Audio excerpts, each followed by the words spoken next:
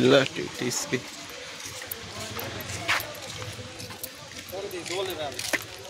আমার বাইক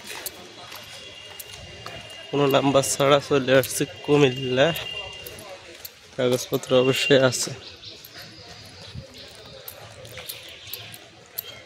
কাগজপত্র ছাড়া কুমিল্লা আসবেন না।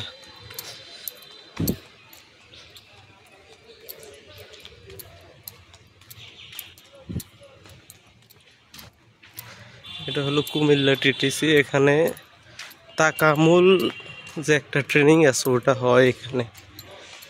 এখানে ড্রাইভিংটা শুধু হয় ময়মনসিং।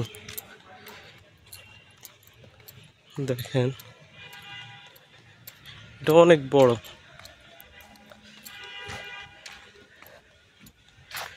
এটা নোয়াখালীর টিটিসি থেকে অনেক বড়, অনেক পুরনো, কিন্তু এখানে অনেক কার্যক্রম চলে।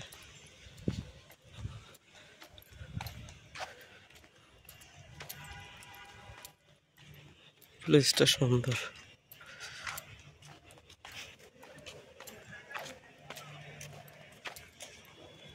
তাকামুল ট্রেনিং এখানে হয়।